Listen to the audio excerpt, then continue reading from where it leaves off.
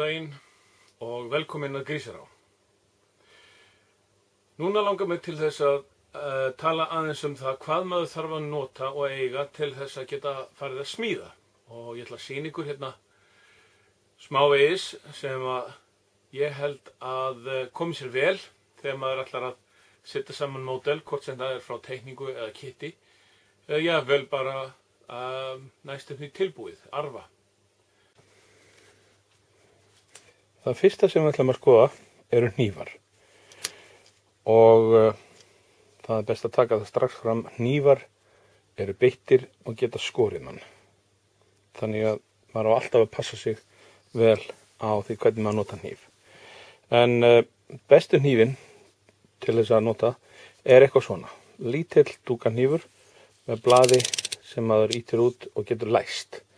Það eru til hnífar þar sem maður þarf að festa með einhverju smá hjóli. Þeir eru ekki góðir. Þessir eru bestir þar sem maður getur læst, vegna þess að oft þarf maður að opna og loka hnífnum bara með annarri hendinni og geta læst, og þá er ágætt að hafa lás sem maður getur læst bara með þumalputtanum. Þessi hnífur er ágættur á því leitin til að þegar að ysti hlutin af blaðinu verður bitlaus, þá tekur maður bara svona litla töng og brýtur hann af, og þá er maður komið með nýjan odd sem að sjálfsögðu er þá mjög beittur. Hvað á maður að gera við þetta? Nú, ég er með krukku sem ég nota eingöngu undir ónýtt blöð og ekkert annað. Þessa krukku, þegar komið vel í hana, þá fer ég bara með hana í endurvinnsluna eða hendinni bara í ruslið. Ástæðan fyrir því ég set ekki blöðin beint í ruslið er að þá endar það með því einhver sker sig. Önnur tegund af hníf er eins og þessi hér.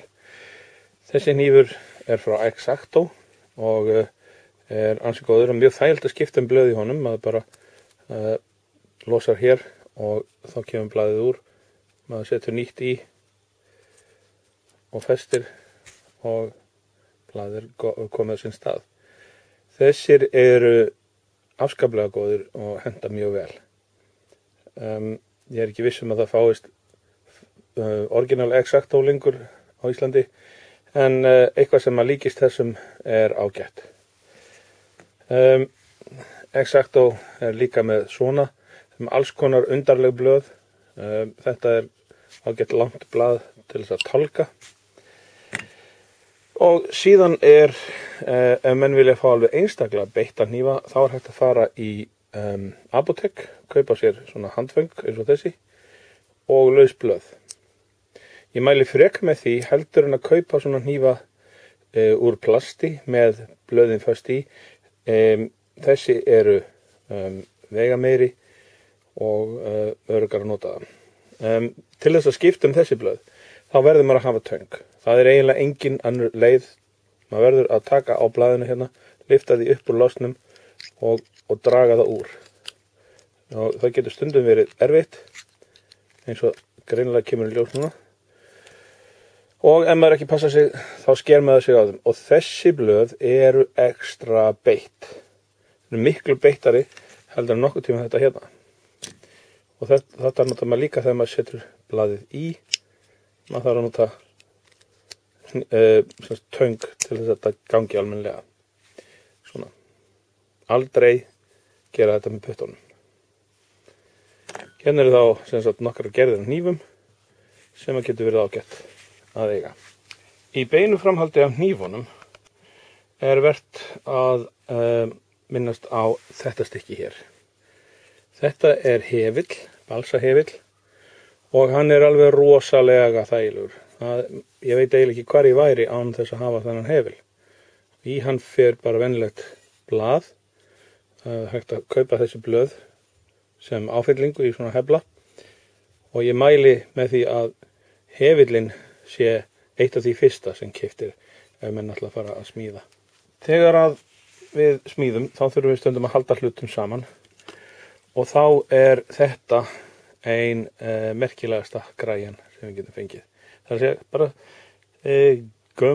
gamaldags, góð og fín þvottaklemma. Þvottaklemmuna má laga til og breyta eftir þörfum og hérna er ég búinn að saga framan af því til þess að ná betur að halda því sem að ég þarf að festa. Þetta má gera á ýmsa vegu. Hérna er til dæmis búið að saga svona ská vegna þess að mig vantaði að koma einhverju að og þá bara sagaði ég þvottaklemmuna til þangað til að ég gat nota hana. Þvottaklemmur má fá í ýmsum stærðum, þannig að það er hægt að fá risastórar og pínlitlar og þær þjóna sínu tilgangi. Aðrar klemmur eru til dæmis þessar hér. Ég er mjög hrifinn af þessum klemmum. Þær má nota til þess að halda saman. Þær hafa sæmilegt grip, ekkert allt of mikið, og ef að þessir kjaftar komast ekki að, þá má bara opna þá svona til og þá grípa þeir svona. Svona klemmur er hægt að fá í ýmsum gerðum. Hérna er ein með mjóum kjöftum, dálítið löngum. Hérna er ein með meira opi. Púðin á henni greinilega dottin af. Hérna er ein með svona stoppi, þannig að þegar maður kemur að þá getur maður haldið áfram og nú er þetta orðið frekar óþægilega stíft, þá ýtir maður hérna á þá opnast hún. Þannig að maður getur kreist hana og það er stopp á henni. Síðan eru alls konar þvingur. Þessar eru mjög algengar. Þá festir maður utanum það sem maður ætlar að gera og pumpar þetta til þangað til að maður er komið með þann þrýsting sem maður vil. Það er til margar gerðir af þessari. Hérna er önnur típa og maður losar yfirleitt með því að ýta á eitthvað. Hérna er svart hak sem maður losar. Hérna er gert með því að ýta á hana gula pinna og síðan pumpar maður hana saman. Svona má oft snúa við með því að losa þessa skrúi hérna, setja þetta yfir á arminn, hinn endan og þá er maður komið með þvingur sem maður raunni opnar út. Síðan er svona þvinga eins og þessi. Þessi getur komið sér mjög vel. Hérna þrýstir maður bara saman og svo gerir maður hér þangað til að maður fær þann þrýsting sem maður vil. Svo losar hér með þessari fjöður. Þetta eru þvingurnar sem maður getur notað. Þessar þvingur og þvottaklemmur má fá náttúrulega bara út í næstu búð, í Bíkó, Húsó eða Bauhaus eða hvar sem er. Næst á eftir þvingunum koma tangirnar. Og hérna er þessi dæmigerða flatkjafta sem er alveg nauðsynleg. Það sést nú á bláa litnum á þessari að hún hefur notað til þess að halda einhverju þegar verið var að hýta og hún hefur reynst mér mjög vel þessi. Ég held ég hafi keypt hana fyrir slikk ásamt þessari hér og einni annari sem er núna týnd í einhverju setti og þær hafa reynst mér ágætlega. Þetta er náttúrulega bara bítari. Þeir eru til í ýmsum stærðum eins og hérna sést, þessi minni með gormi til þess að halda hann á matnum. Síðan eru þessar hér, væsgrip.